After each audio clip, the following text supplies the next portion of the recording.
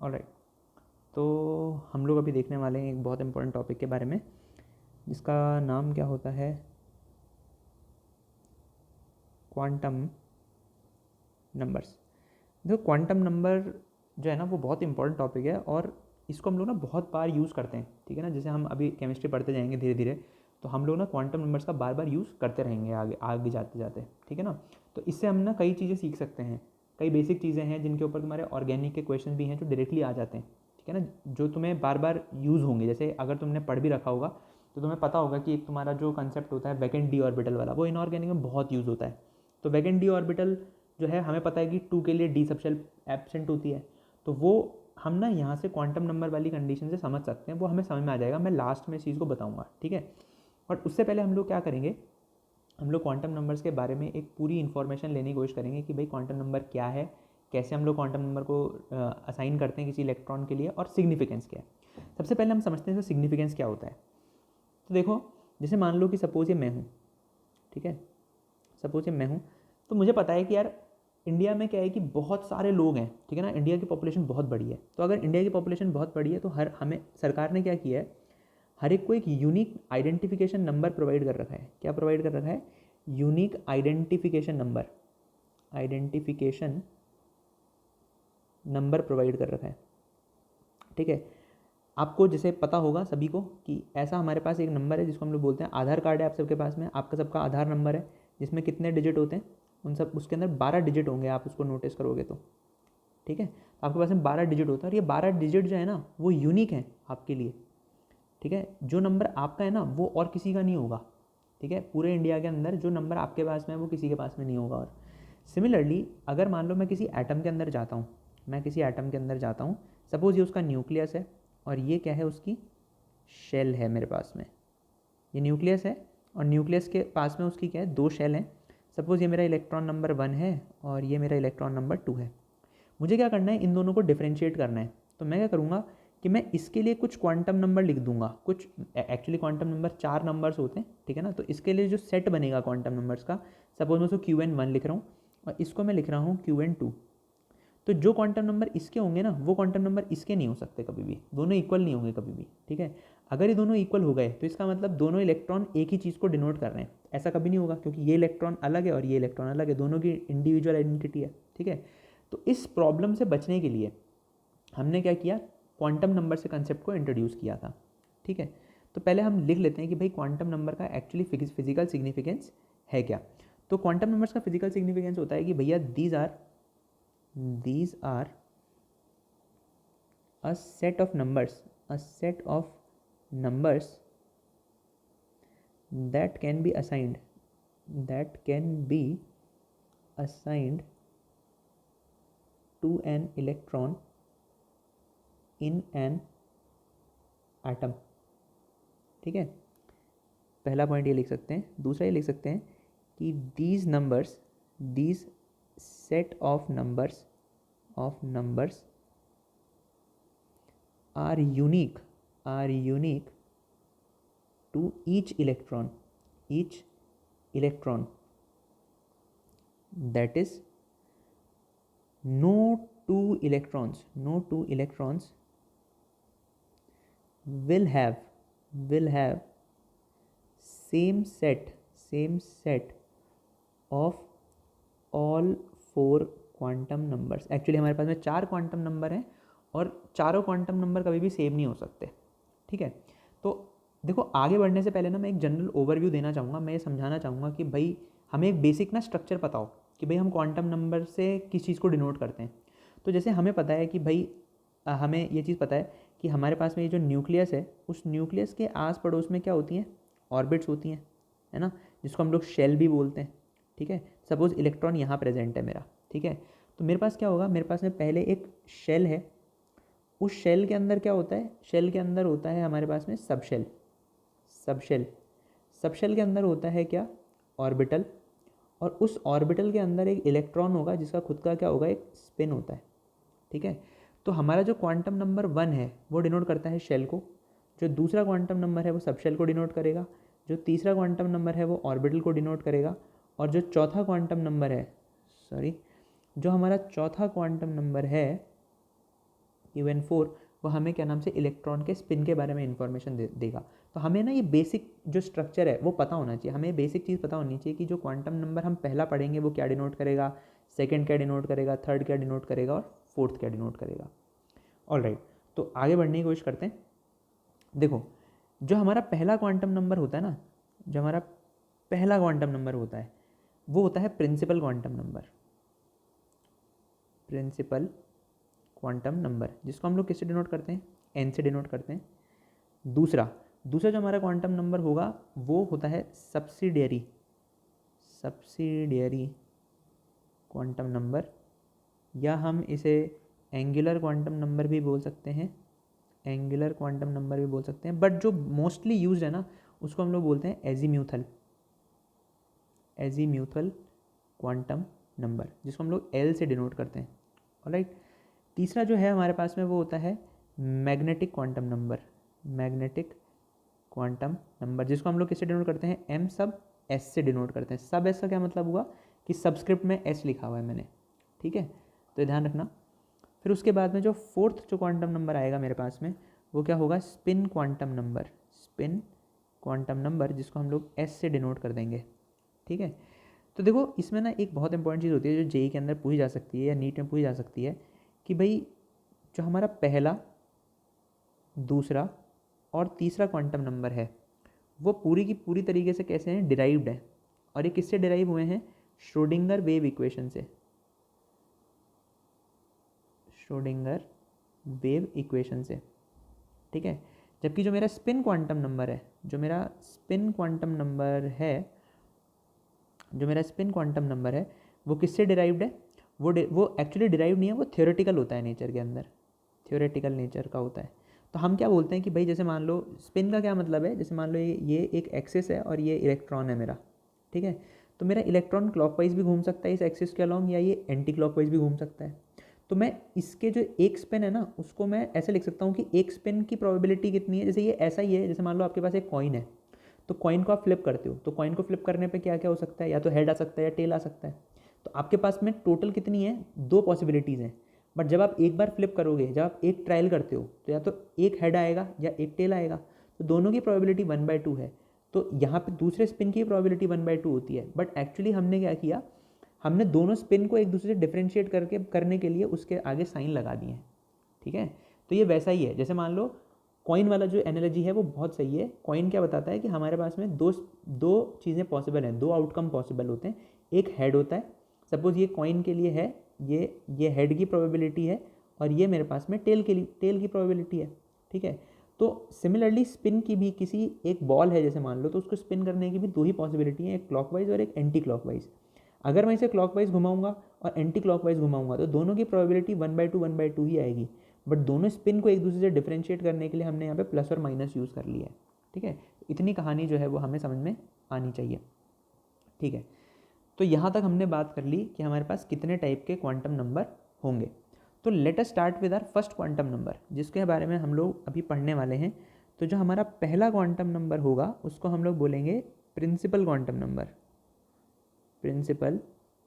Number, जिसको हम लोग एन से डिनोट करते हैं, ठीक है ना। तो याद करो बोर्स मॉडल, ठीक है ना। बोर्स मॉडल जो हमने पढ़ा था एटम का, वहाँ पे हमने एक फॉर्मूला पढ़ा था कि भैया E बराबर -13.6 इंटू Z²/n² इलेक्ट्रॉन वोल्ट्स। ये एक फॉर्मूला था जो हमने बोर्स मॉडल में पढ़ा था। तो यहाँ पे हम एक चीज़ नोटिस कर सकते हैं, मेरे को पता है कि भाई प्रिंसिपल क्वांटम नंबर को हम लोग n से डिनोट करते हैं, और मुझे यहाँ पे क्या नोटिस करने में आ रहा है कि भैया n और E के बीच में एक डायरेक्ट रिलेशन है। तो इसका मतलब जो n है वो किसको रिप्रेजेंट करेगा, एनर्जी को रिप्रेजेंट करेगा, ठीक है ना। अगर मुझे n पता है तो इसका मतलब मुझे उसकी एनर्जी भी पता है। तो हम पहला पॉइंट जो है वो यही लिखेंगे कि भैया principal quantum number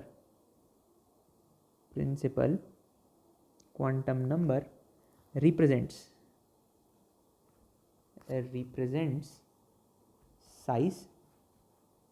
size and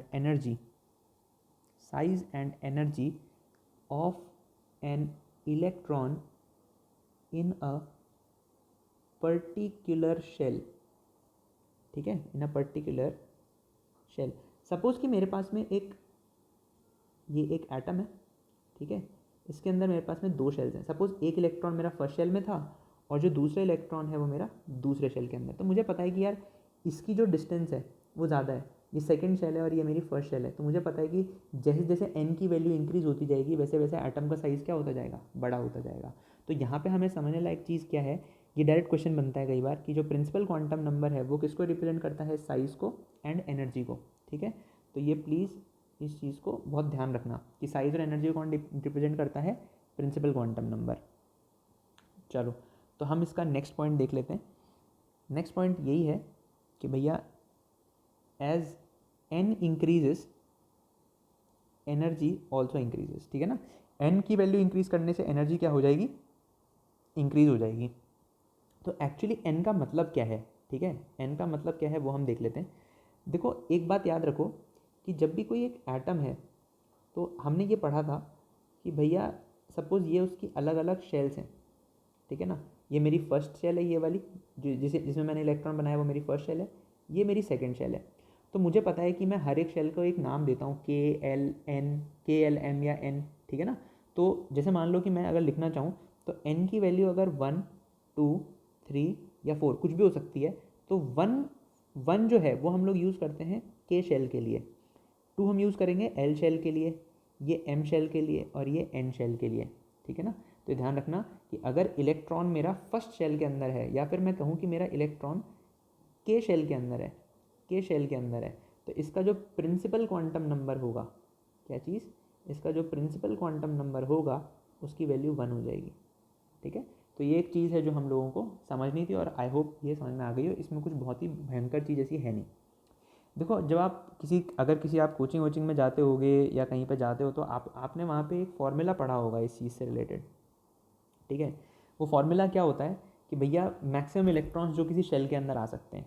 तो देखो मैं फॉर्मूले अभी नहीं बताऊंगा, अभी हम जस्ट समझने की कोशिश करेंगे। एक बार हम समझ जाएंगे तो उसके बाद में हम आराम से इसको सारे फार्मूले जो है एक जगह पे लिख लेंगे। बट अगर आप लिखना चाहो तो ठीक है, लिख लो कि maximum electrons in a shell जो होते हैं वो 2n² के बराबर होते हैं। ठीक है ना, तो ये एक्चुअली क्या है कि ये जो फॉर्मूला है आप इसमें बाद में n की वैल्यू डालकर अपने आप काउंट कर लोगे कि हाँ भाई कितने इलेक्ट्रॉन होते हैं। तो इसमें हमें इतना अभी परेशान होने की ज़रूरत नहीं है।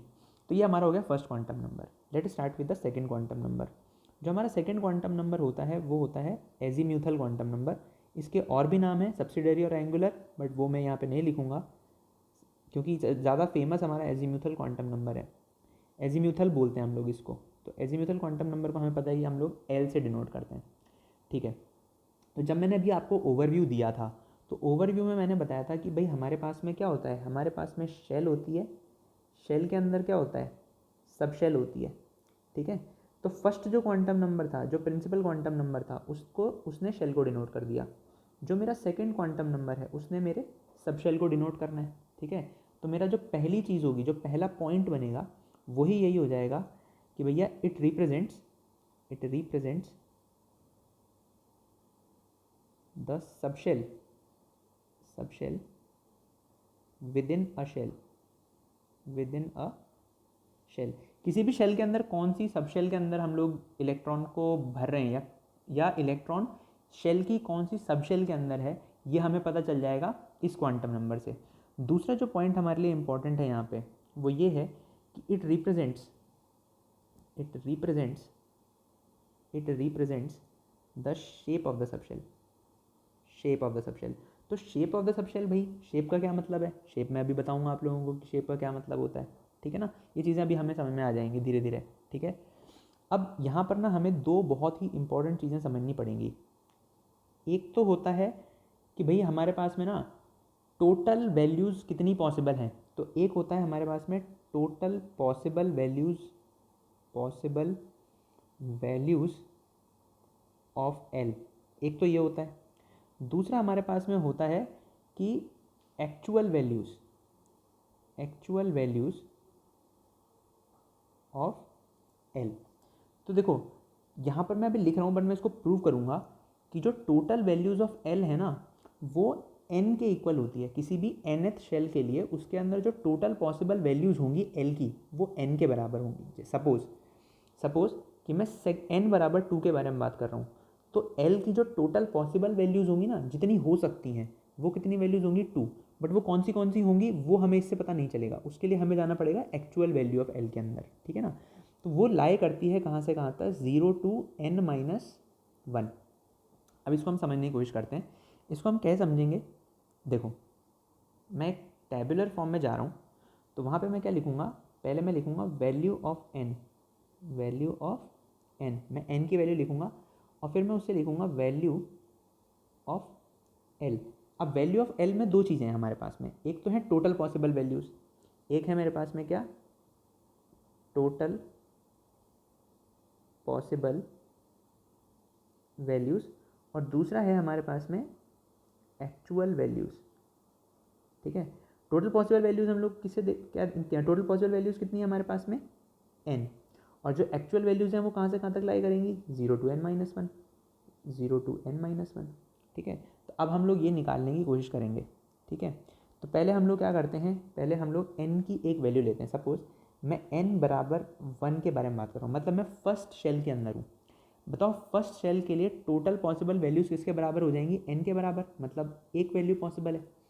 अब वो वैल्यू होगी कौन सी, 0 से n-1 के बीच में।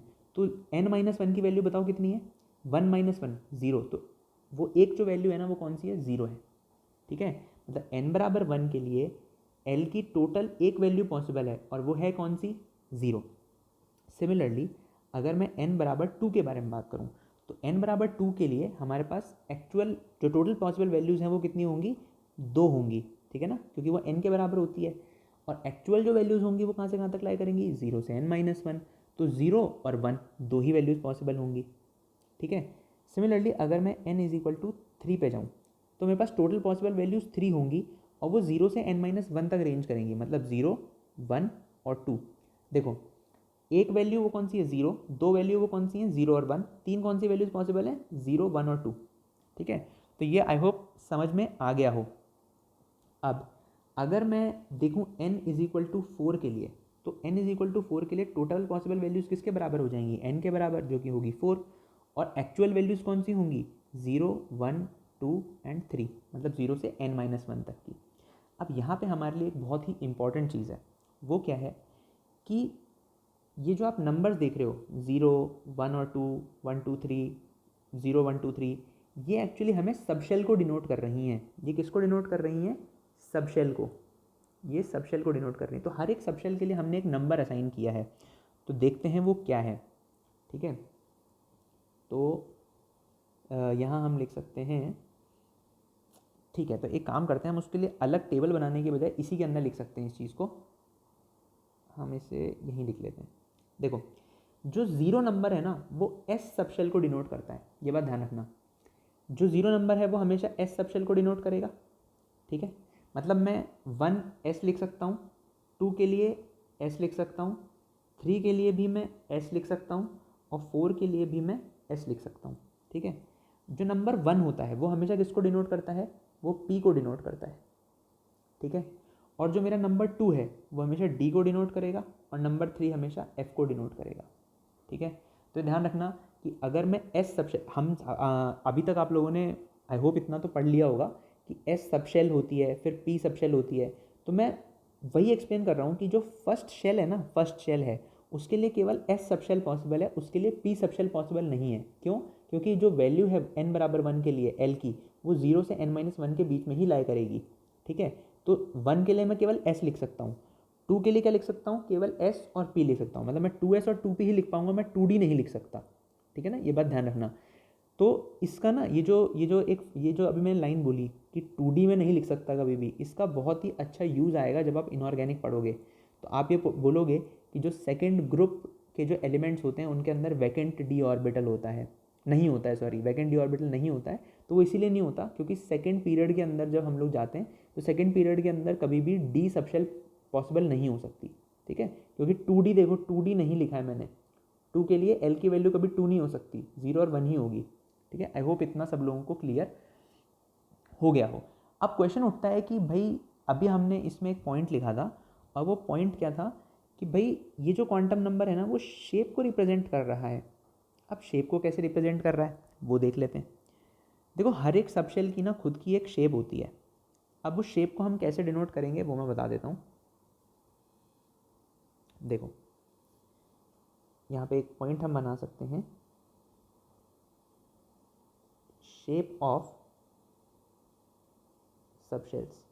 ठीक है, तो पहले मैं बताता हूँ कि मान लो मैं एस सबशेल के बारे में बात कर रहा हूँ, एस सबशेल के बारे में बात कर रहा हूँ। तो एस सबशेल का ध्यान रखना, ये कैसा होता है, ये स्फेरिकल नेचर का होता है। कैसा होता है? स्फेरिकल नेचर का होता है। सपोज़ ये मेरे पास में न्यूक्लियस है, ठीक है, और इसके आस पड़ोस में एक रीजन है, एक स्फेरिकल रीजन है। ध्यान रखना है मैं सर्कल नहीं बोल रहा हूँ, मैं स्फीयर बोल रहा हूँ। सर्कल कैसे होता है? सर्कल 2D में होता है, और स्फीयर कैसा होता है? स्फीयर 3D के अंदर होता है। तो ये जो चीज़ है ना वो 3D के अंदर है, ठीक है ना, 3 डायमेंशनल है ये चीज़। और ये है कैसा, इसका इसका शेप कैसा है? स्फेरिकल है। तो एस ऑर्बिटल हमेशा कैसा, एस सबशेल कैसा होता है? स्फेरिकल होता है। देखो मैंने एस ऑर्बिटल नहीं बोला, ठीक है ना, एस ऑर्बिटल जो है वो आगे आएगा, मैं तो एस सबशेल के बारे में बात कर रहा हूँ। आधे लोग तो यही कंफ्यूज रहते हैं कि सबशेल है या ऑर्बिटल है। तो अभी मैं केवल एस सबशेल के बारे में बात कर रहा हूँ, अभी मैं ऑर्बिटल में नहीं गया हूँ, ठीक है। सेकेंड जो मैंने देखा था वो कौन सा देखा था मैंने? P subshell. पी सबशेल, तो पी सबशेल जो होता है वो होता है डम्बेल शेप्ड, डम्बेल शेप्ड। और डम्बल कैसा दिखता है? डम्बल कुछ ऐसा दिखता है, ठीक है। सपोज़ ये मेरे पास में न्यूक्लियस है, ये मेरा न्यूक्लियस है, तो मेरे पास में इसके इधर इलेक्ट्रॉन के पाए जाने की कुछ प्रोबेबिलिटी है, ठीक है ना। ये जो डम्बल जैसा जो रीजन है उसके अंदर इलेक्ट्रॉन के पाए जाने की प्रोबेबिलिटी है। इसको हम लोग क्या बोलते हैं कि, इसीलिए हम लोग बोलते हैं कि जो पी सबशेल होता है वो कैसा होता है? डम्बल शेप्ड होता है। थर्ड, थर्ड अगर मैं लेना चाहूँ तो मेरे पास में कौन सा होता है? D subshell. डी सबशेल, तो डी सबशेल एक्चुअली कैसा होता है? सपोज़ कि ये मेरे पास में न्यूक्लियस है, तो मैं ऐसा कहूँगा कि वो डबल डम्बल शेप्ड है। देखो सारे लोब्स वैसे तो सेम ही साइज़ के होते हैं, तो बट थोड़ा सा मैं नए हार्डवेयर पे काम कर रहा हूँ, मेरी हैंडराइटिंग इतनी अच्छी नहीं है, और तो please bear with me. I hope कि आप लोगों को समझ में आ जाए बस, ठीक है ना। तो ये जो डी सबशेल होता है वो कैसा होता है? वो होता है double dumbbell shaped, double dumbbell shaped होता है। फोर्थ हमारे पास में होता है भैया एफ सबशेल। एफ सबशेल जो कि एक्चुअली नेचर में कैसा होता है? कॉम्प्लेक्स होता है। वो हमारे काम का भी नहीं है, हमारे कोर्स में भी नहीं है, जेई नीट में नहीं पूछेगा तुमसे कभी भी। तो यहाँ तक की चीज़ें जो हैं वो हमें समझ में आ जानी चाहिए। ऑलराइट, फिर हम लोग बात करते हैं हमारे तीसरे टाइप के क्वांटम नंबर के ऊपर, जो हमारा थर्ड क्वांटम नंबर है उसके बारे में हम लोग बात करते हैं। देखो जो मेरा थर्ड क्वांटम नंबर है उसको मैं बोलता हूँ मैग्नेटिक क्वांटम नंबर। क्या बोलता हूँ? मैग्नेटिक क्वांटम नंबर, जिसको मैं m सब s से डिनोट करता हूँ, ठीक है। तो यहाँ पे हमें सबसे पहली चीज़ तो क्या लिखनी है, इसका हम एक पॉइंट लिखें जो बहुत ही इंपॉर्टेंट है कि it represents the orientation of the electron cloud in the 3 dimensional space. ठीक है, कि अगर मैं 3D में चल जाऊँ तो मेरा जो एक पर्टिकुलर ऑर्बिटल है वो कितने तरीके से ओरिएंट हो सकता है 3D के अंदर, इसको हम लोग बोलते हैं मैग्नेटिक क्वांटम नंबर। ये इसको कौन रिप्रेजेंट करेगा? मैग्नेटिक क्वांटम नंबर रिप्रेजेंट करेगा। तो क्वेश्चन ये ना कई बार डायरेक्टली पूछ लेता है कि ओरिएंटेशन को कौन सा क्वांटम नंबर डिनोट करता है? ओरिएंटेशन को मैग्नेटिक क्वांटम नंबर डिनोट करता है, ठीक है ना। तो इसको हम लोग आगे और लिखेंगे अच्छी तरीके से। यहाँ पर मैं एक पॉइंट और ऐड करना चाहूँगा, और वो क्या है कि भाई for each value of m, for each value of m there exists an orbital. अभी जैसे हमने पिछले वाले के लिए लिखा था ना, possible values, total possible values और एक्चुअल वैल्यूज़, वो वाला काम हम यहाँ पर भी करेंगे। बट उससे पहले हमें क्या करना है, थोड़ा सा कुछ एक पॉइंट जो है वो हम लिख लेते हैं। तीसरा जो पॉइंट है वो ये है कि भैया जो हमने भी पिछली बार में लिखा था कि टोटल पॉसिबल वैल्यूज़, तो किसी भी एल की वैल्यू के लिए जो टोटल पॉसिबल वैल्यूज़ हैं, जो टोटल पॉसिबल वैल्यूज़ हैं एम सब एस की, total possible values of M sub S for a particular L, for a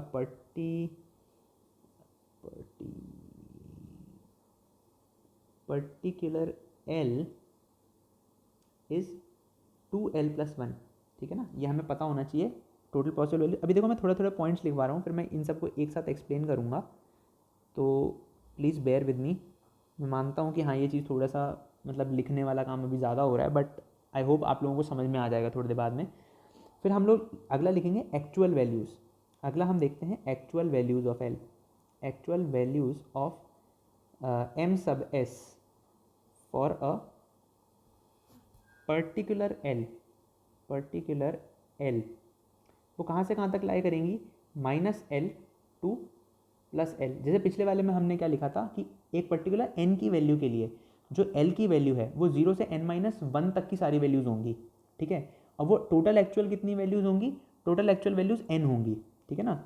similarly यहाँ पे जो टोटल पॉसिबल वैल्यूज़ हैं वो कितनी हैं 2l+1, बट वो लाई कहाँ से कहाँ तक करेंगी, -l से +l तक। ये l है एक्चुअली, ठीक है, इसको मैं सही कर देता हूँ, ये +l हो जाएगा, ठीक है।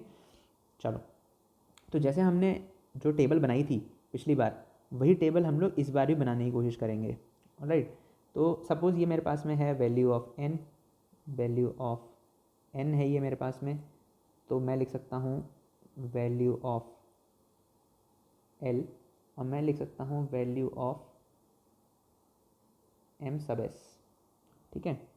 तो देखो n=1 के लिए, सबसे पहले मैं n=1 के लिए बात करूँगा। तो n=1 के लिए वैल्यू ऑफ l कौन सी हो सकती है, देखो l की वैल्यू 0 हो सकती है केवल, क्योंकि मैंने बोला था 1 के लिए केवल और केवल s सब शेल पॉसिबल है। n क्या बताता है, n हमें बताता है शेल, l क्या बताएगा, सब शेल, और उस पर्टिकुलर सब शेल के लिए ms की कौन सी वैल्यू है, ठीक है ना। ms क्या होता है, ms होता है ऑर्बिटल, ठीक है ना। तो जैसे मैंने n=1 लिया, तो l की वैल्यू क्या हो सकती है, 0। 0 किसको डिनोट करता है, s सब शेल को डिनोट कर सकता है। अब देखो जो m सब s होगा उसकी दो वैल्यूज हो सकती हैं, एक जो होती है हमारे पास में ये टोटल पॉसिबल वैल्यू, और एक होती है एक्चुअल वैल्यू। तो मैं यहाँ पे टेबल में केवल एक्चुअल वैल्यू लिखूंगा, ठीक है ना। बट एक बात सोचो कि l बराबर 0 के लिए 2l+1 की वैल्यू कितनी हो जाएगी, 1। मतलब ms की केवल और केवल एक वैल्यू पॉसिबल होनी चाहिए, ठीक है। और वो एक वैल्यू कौन सी होगी, -l से +l तक। अब देखो l जो है वो 0 है, तो -0 से +0 का तो कोई मतलब नहीं है, क्योंकि हमें पता है -0 +0 कुछ नहीं होता। तो हम ms की वैल्यू सिंपल कितनी लिखेंगे, 0 लिखेंगे। मैं वापस लिख देता हूँ कि ये ms की वैल्यू -l टू +l तक लाई कर रही है। ms के लिए केवल एक ही वैल्यू पॉसिबल है जो कि 0 होगा। तो जो 0 नंबर है ना वो डिनोट करता है एक ऑर्बिटल को, और ऑर्बिटल को मैं एक बॉक्स से डिनोट करता हूँ, ठीक है ना। मैं एक ऑर्बिटल को एक बॉक्स से डिनोट करता हूँ, ठीक है। सपोज मैं n=2 पे आ जाऊँ, तो मेरी जो l की वैल्यू है वो कौन सी हो सकती है, एक तो 0 हो सकता है, और एक l की दूसरी वैल्यू हो सकती है, वो हो सकती है 1, ठीक है ना। क्योंकि मैंने पढ़ा था कि n वैल्यू के किसी भी nth शेल के लिए जो l की वैल्यू है वो 0 से n-1 तक लाई करेगी। तो मतलब एक तो 2 के लिए क्या नाम से कौन सी होगी, 0, और n-1 मतलब 1। तो 0 और 1 दो ही वैल्यूज पॉसिबल हैं। अब बताओ इसकी ms की वैल्यू कहाँ से कहाँ तक लाई करेगी, -l से +l, जो कि होगी 0। सिमिलरली l बराबर 1 के लिए जो ms होगा वो कितना होगा, वो होगा -1, 0 और +1। कैसे, क्योंकि मैं -l से +l जा रहा हूँ, तो -l क्या होगा, -1, 0 और फिर +1, तीन वैल्यूज़ पॉसिबल हैं। और 2l+1 डालो यहाँ पे, तो 2l+1 का मतलब कितना हो जाएगा, 3 पॉसिबल वैल्यूज़ हैं। वो 3 पॉसिबल वैल्यूज़ कौन सी हैं, -1, 0 और +1। देखो अब ये जो 0 है ना, इसको मैं एक ही डब्बे से डिनोट करूँगा, ये s ऑर्बिटल है। ये मेरे पास क्या है, p सबशेल की जो ऑर्बिटल्स हैं वो 3 हो सकती हैं। ये -1 है, ये 0 है, और ये +1 है। ये आई होप अब सबको समझ में आ जाना चाहिए कि भाई सेकंड जो शेल है उसके अगर मैं एस सब शेल के अंदर जाऊंगा, मुझे पता है कि l बराबर 0 किसको डिनोट करता है, एस सब शेल को डिनोट करता है, ऑलराइट। 1 किसको डिनोट करता है, p सब शेल को डिनोट करता है। तो एस सब शेल के अंदर एक ही ऑर्बिटल होगा जिसको मैं एक बॉक्स से डिनोट कर रहा हूँ। p सब शेल के अंदर 3 ऑर्बिटल प्रेजेंट होंगे जिनको मैं 3 अलग अलग डब्बों से डिनोट कर रहा हूँ, ठीक है। अब मैं जाता हूँ n=3 के ऊपर। अब मैं गया किसके ऊपर, n=3 के ऊपर। तो n=3 के लिए l की कौन सी वैल्यूज हो सकती हैं, 0 हो सकता है, n की एक एल इज इक्वल टू 0 हो सकता है, एल इज इक्वल टू 1 हो सकता है, और एल इज इक्वल टू 2 भी हो सकता है। ठीक है, तो मैं 0 के लिए बनाने की कोशिश करता हूँ। तो एक काम करते हैं, इसको थोड़ा नीचे कर देते हैं, बिकॉज यहाँ पे हमारा थोड़ा सा काम ख़राब हो जाएगा।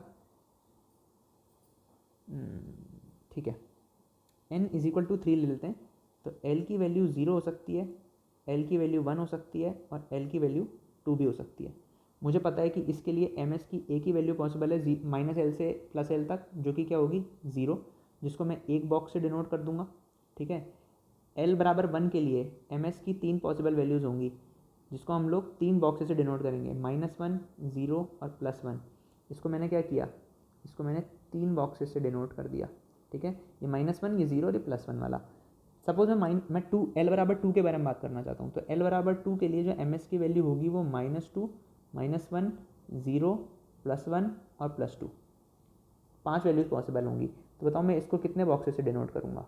मैं इसको 1, 2, 3 और 4, 5 बॉक्सेस से डिनोट करूँगा। देखो 1, 2, 3, 4 और 5 बॉक्सेस, मतलब जो मेरे पास में, यहाँ से भी मैं यही चीज़ प्रूव कर सकता हूँ कि भाई मेरे पास में जो S सबशेल है, S सबशेल है, उसके अंदर एक ही ऑर्बिटल पॉसिबल होता है। जो P सबशेल है उसके अंदर 3 ऑर्बिटल प्रेजेंट होते हैं, और जो D सबशेल है उसके अंदर मेरे पास में 5 ऑर्बिटल्स प्रेजेंट होते हैं, क्योंकि ms की 5 पॉसिबल वैल्यूज़ हैं। ऑलराइट, सिमिलरली मैं n इज इक्वल टू 4 के लिए बना सकता हूँ। तो मैं n इज इक्वल टू 4 के लिए बना लेता हूँ। n इज इक्वल टू 4 देख लेते हैं। देखो l की पॉसिबल वैल्यूज़ कौन सी हो जाएंगी, 0, l की एक वैल्यू हो जाएगी 1, l की एक वैल्यू हो जाएगी 2, और l की एक वैल्यू हो जाएगी 3। ठीक है ना, क्योंकि मुझे पता है 0 से n-1 तक लाई करेंगी, 0, 1, 2 और 3।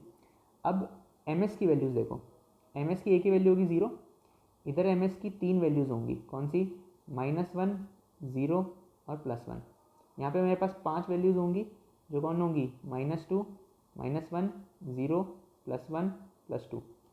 सिमिलरली यहाँ पे ms की कितनी वैल्यूज़ पॉसिबल होंगी, -3, -2, -1, 0, +1, +2 एंड +3। तो देखो इसके लिए मैं क्या कर सकता हूँ, इसके लिए मैं एक ही बॉक्स बनाऊँगा। s वाले के लिए एक ही, मतलब s सबशेल के लिए एक ही ऑर्बिटल प्रेजेंट है। p सबशेल के लिए कितने ऑर्बिटल प्रेजेंट हैं, 3। d सबशेल के लिए कितने ऑर्बिटल प्रेजेंट हैं, 5। और मेरे पास में जो f सबशेल है उसके लिए 1, 2, 3, 4, 5, 6, 1, 2, 3, 4, 5, 6, 7 ऑर्बिटल्स प्रेजेंट होती हैं। तो ये मुझे पता है, ये क्या है, ये है s सबशेल, s सबशेल है। ये मेरे पास में p सबशेल है, p सबशेल है। ये मेरे पास में d सबशेल है। सिमिलरली ये f सबशेल है।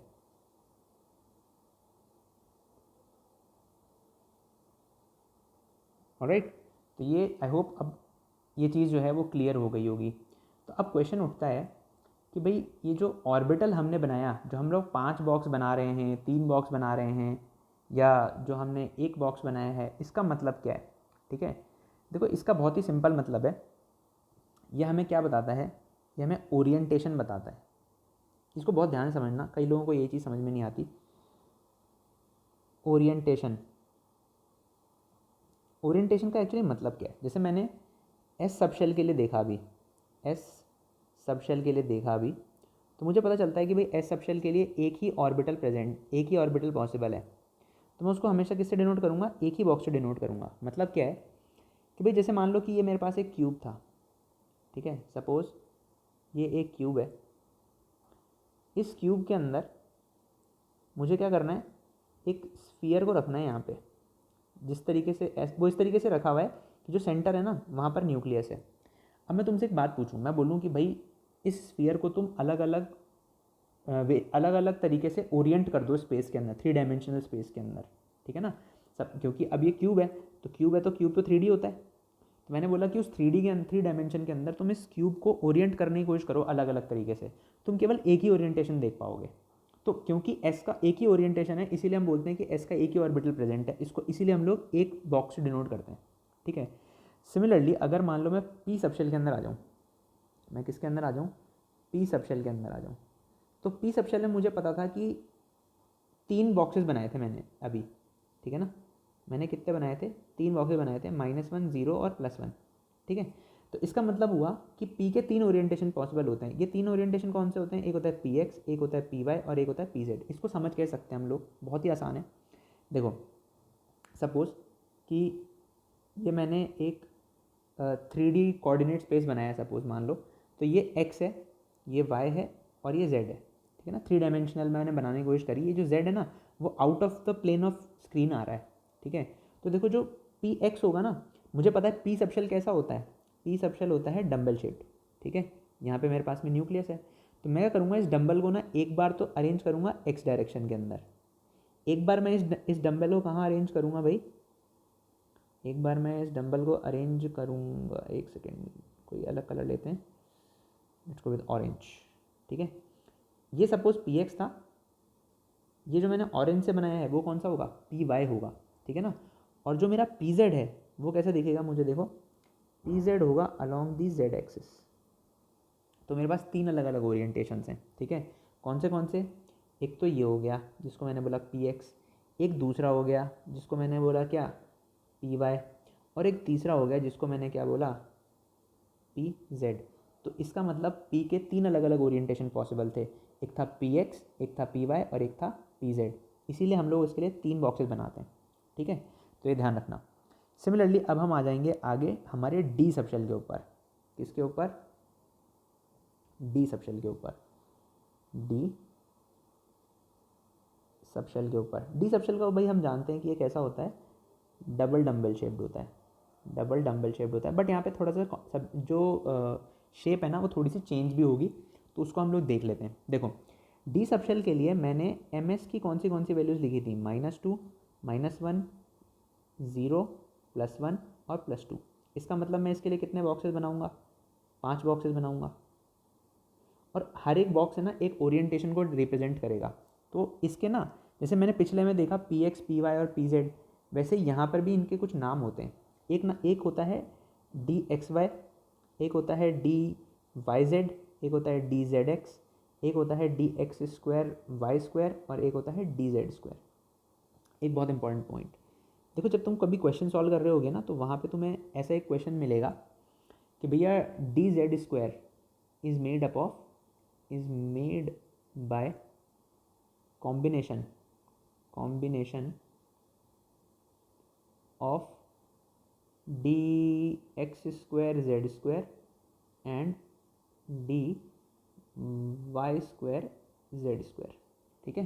तो ध्यान रखना इसके 5 अलग अलग ओरिएंटेशंस होते हैं, जिसमें से एक तो होता है डी एक्स वाई, एक होता है D Y Z, D Z X, D X square Y square और डी जेड स्क्वायर। और जो डी जेड स्क्वायर होता है ना वो D X square Y square और D Y square Z square के कॉम्बिनेशन से मिलकर के बना होता है। अब ना इसकी हम शेप देख लेते हैं हर एक ऑर्बिटल की। मैंने तुम्हें पी एक्स, पी वाई और पी जेड की तो शेप बता दी है। अब मैं तुम्हें बताता हूँ इसके अंदर डी सबशेल के अंदर। देखो डी सबशेल में ना एक बहुत इंपॉर्टेंट चीज़ है, वो ध्यान रखना कि जो डी सबशेल है ना उसके अंदर हमारे पास में 5 अलग अलग ऑर्बिटल्स प्रेजेंट होते हैं। एक होता है डी एक्स वाई, एक होता है डी वाई जेड, एक होता है डी जेड एक्स, एक होता है D X square Y square और एक होता है डी जेड स्क्वायर। ध्यान रखना इन दोनों को हम लोग क्या बोलते हैं, एक्सियल। एक्सियल क्यों बोलते हैं अभी बताता हूँ, एक्सियल बोलते हैं।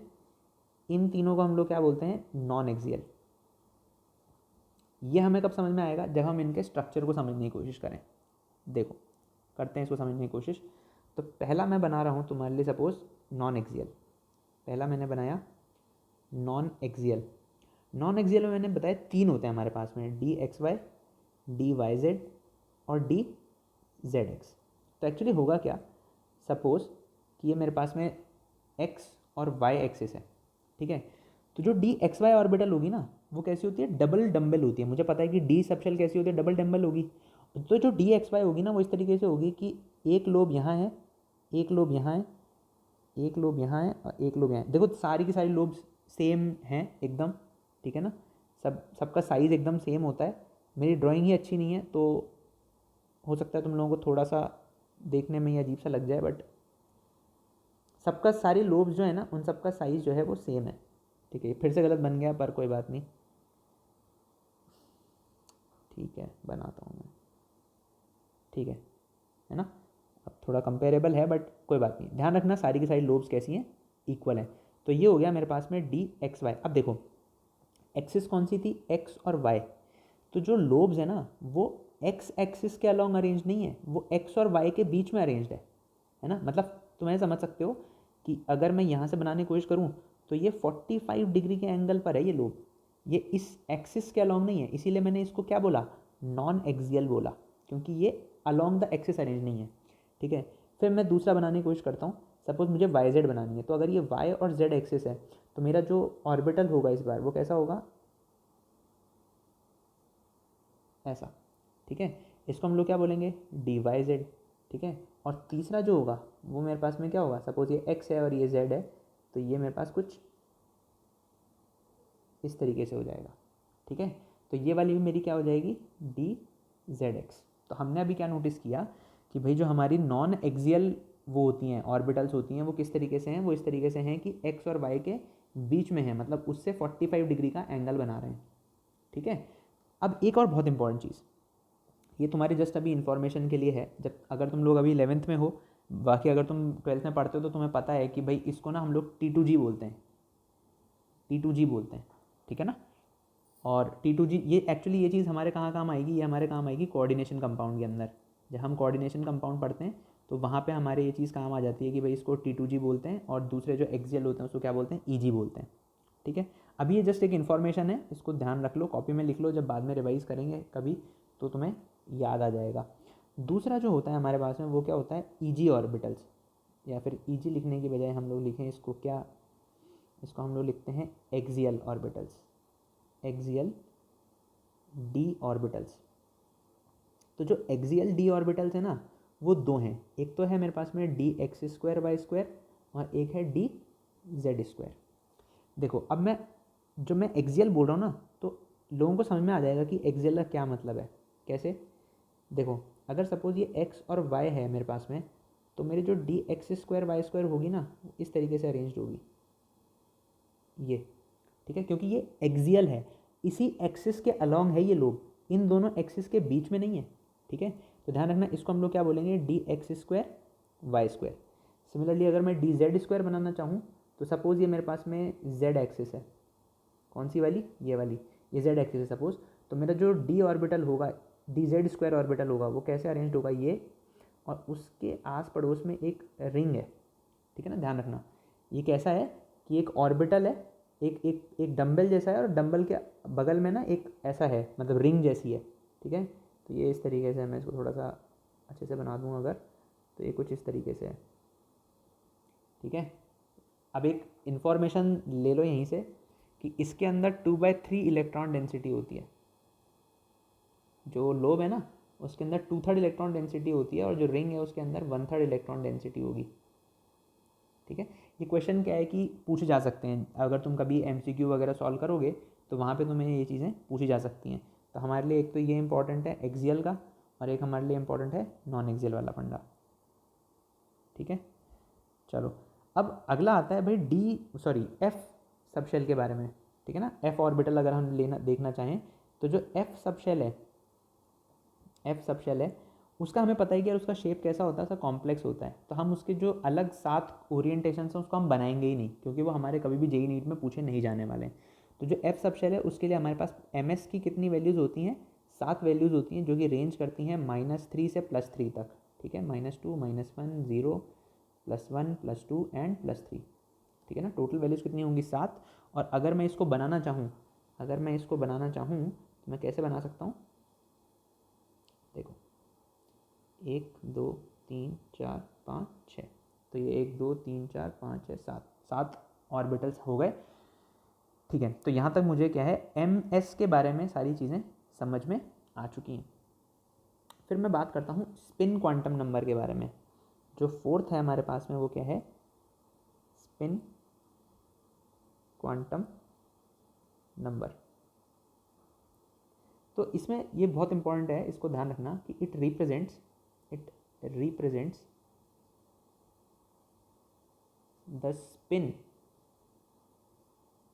Of the electron. अच्छा, एक और बहुत इंपॉर्टेंट चीज़ जो मैं बताना भूल गया वो ये है कि जैसे मान लो मैं ऑर्बिटल है कोई कोई एक ऑर्बिटल है, तो जैसे सपोज मैं पी ऑर्बिटल बना रहा हूँ, ठीक है, तो हर एक ऑर्बिटल में ना मैं केवल 2 इलेक्ट्रॉन भर सकता हूँ। अब ये फिलिंग किस तरीके से करी, मैंने 2 ही क्यों भरे, ठीक है ना। जैसे देखो, अगर मान लो मुझे इसको तो हटाओ, अगर मान लो मुझे इसको ऐसे लिखना है कि सपोज़ मेरे पास में P4 है, P4 कन्फिग्रेशन भरना है, तो मैं उसको ऐसे भरता हूँ, पहले एक एक सब में भरूँगा, फिर इसको पेयर कराऊँगा, और हर एक ऑर्बिटल में ना केवल 2 इलेक्ट्रॉन होंगे। जैसे मान लो अगर मैं P5 बनाना है मुझे, तो P5 बनाने के लिए मैं क्या करूँगा, पहले हर एक में एक एक भरूँगा और फिर उसके बाद पेयरिंग कराऊंगा, और हर एक में एक ही इलेक्ट्रॉन भरूंगा। 5th इलेक्ट्रॉन मैंने इसी ऑर्बिटल में नहीं भरा, मैंने उसको नेक्स्ट ऑर्बिटल में भरा है, ठीक है ना। तो ये ध्यान रखना। तो ये क्यों है ऐसा, ये आगे समझ में आएगा जब हम रूल्स के बारे में पढ़ेंगे, ठीक है ना। तो वो अभी समझ में नहीं आएगा, बट अगर ध्यान में रखना चाहते हो तो अभी ध्यान रख लेना कि एक ऑर्बिटल के अंदर 2 ही इलेक्ट्रॉन आते हैं। बाकी की चीज़ें हम लोग आगे देख लेंगे। स्पिन क्वांटम नंबर देख रहे थे हम लोग। देखो, स्पिन में मैंने तुम्हें बताया भी था कि सपोज एक एक्सिस है और उस एक्सिस के अलॉन्ग तुम मानो कि ये इलेक्ट्रॉन है। इलेक्ट्रॉन की 2 ही पॉसिबिलिटीज़ हैं कि या तो क्लॉकवाइज घूमे या एंटी क्लॉकवाइज घूमे। अगर वो क्लॉकवाइज घूम रहा है तो सपोज़ मैं उसको +1/2 कह रहा हूँ, और अगर वो एंटी क्लॉकवाइज घूम रहा है तो सपोज़ मैं उसको -1/2 कह रहा हूँ, ठीक है। तो इससे हम लोगों ने क्या किया, इससे हम लोगों को ये पता चल चुका है कि भाई जो क्वांटम नंबर हैं वो हर एक इलेक्ट्रॉन के लिए अलग होंगे। अब यहाँ तक तो हमने जनरल जितनी बातें थी वो कर ली हैं। आगे हम लोग धीरे धीरे क्या कहते हैं, अभी क्वांटम नंबर ख़त्म करने के बाद में हम लोग इलेक्ट्रॉनिक कन्फिग्रेशन लिखना सीखेंगे। फिर इलेक्ट्रॉनिक कन्फिग्रेशन वगैरह लिखना सीख करके हम लोग और भी कई चीज़ें समझने वाले हैं कि भाई डीजेनरेट ऑर्बिटल का क्या मतलब होता है, हम इलेक्ट्रॉन की फिलिंग किस तरीके से करते हैं। फिर धीरे धीरे हम जो बेसिक हमें समझना चाहिए वो समझ करके हम लोग ऑर्गेनिक की तरफ मूव कर जाएंगे, ठीक है। I hope this lecture is helpful to all of you, and if it is then please like, comment and subscribe. And आप लोगों का कमेंट और लाइक ये बहुत बड़ा मोटिवेशन रहेगा, तो प्लीज़ कमेंट करने से पीछे ना हटें, और बेल आइकन वगैरह भी दबा दें। अगर आपको ऐसे कंटेंट अच्छे लग रहे हैं, आपको ऐसा लग रहा है कि हाँ ये यूज़फुल है, तो प्लीज़ मोटिवेट करें ताकि आपको फ्यूचर में इससे भी अच्छा कंटेंट देखने के लिए मिले। Thank you.